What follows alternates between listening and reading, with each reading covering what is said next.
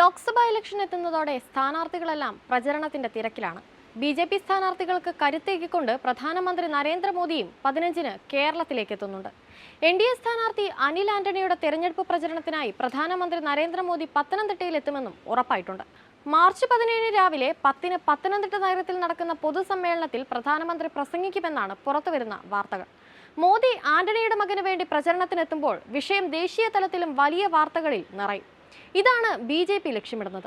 അതേസമയം എൻ.ഡി.എ സ്ഥാനാർത്ഥിയായ മകൻ അനിൽ ആന്റണിക്കെതിരെ പ്രചരണത്തിന് മുതിർന്ന കോൺഗ്രസ് നേതാവ് എ.കെ. ആന്റണിയും എത്തുമെന്നാണ് ജില്ലയിലെ കോൺഗ്രസ് നേതാക്കൾ പറയുന്നത്.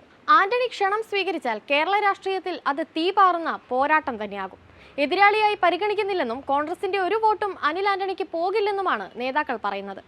LDF, UDF മുന്നണികൾ വിജയ പ്രതീക്ഷയിലാണ്. മണ്ഡലം നിലനിർത്തുമെന്നാണ് UDF പറയുന്നത്. എന്നാൽ ഇക്കുറി മണ്ഡലം ചുവക്കുമെന്നാണ് LDF അവകാശപ്പെടുന്നത്. അനിൽ ആന്റണിയും വിജയ പ്രതീക്ഷയിലാണ്. മകനെതിരെ അച്ഛൻ പ്രചരണത്തിനിറങ്ങുന്ന രാഷ്ട്രീയ അപൂർവതയ്ക്ക് കേരളം ഇത്തവണ സാക്ഷിയാകുമോ എന്ന കാര്യമാണ് ഇനി അറിയേണ്ടത്. പത്തനംതിട്ടയിൽ അനിൽ ആന്റണി NDA സ്ഥാനാർത്ഥിയായതോടെ എ.കെ. ആന്റണി പ്രചരണത്തിനിറങ്ങുമോ എന്ന ചർച്ച എല്ലായിടത്തുമുണ്ട്.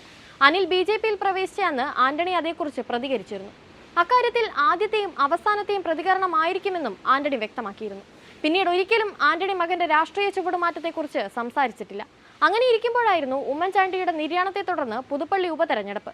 ചാണ്ടി ഉമ്മനെതിരെ അനിൽ ആന്റണി സജീവമായി BJP-ക്ക് വേണ്ടി ഇറങ്ങി. അനിൽ പുതുപ്പള്ളിയിലുണ്ടായിരുന്ന ദിവസം തന്നെ എ.കെ. ആന്റണി പ്രചരണത്തിനിറങ്ങിയത് കോൺഗ്രസിന് നൽകിയ ആവേശം ചെറുതല്ല. താരതമ്യങ്ങളില്ലാത്ത അച്ഛനും മകനും അവരവരുടെ പ്രസ്ഥാനങ്ങൾക്ക് വേണ്ടി പ്രചരണത്തിനിറങ്ങിയത് തന്നെ വലിയ വാർത്തയായെങ്കിൽ എല്ലാവരും ഉറ്റുനോക്കുന്നത് പത്തനംതിട്ടയിൽ കേരളം ഇതുവരെ കണ്ടിട്ടില്ലാത്ത ആ പ്രചരണം ഉണ്ടാകുമോ എന്നാണ്. അനിലിനെതിരെ ആന്റണി വോട്ട് തേടുന്ന നിമിഷം. അങ്ങനെ സിനിമാ സ്റ്റൈലിൽ ഒരു പ്രചരണം ഉണ്ടായാൽ കേരളം മുഴുവൻ ഉറ്റുനോക്കുന്ന ഒരു റിസൾട്ടായി പത്തനംതിട്ടയിലെ വോട്ടെണ്ണൽ മാറാനുള്ള സാധ്യതയും ഏറെയാണ്.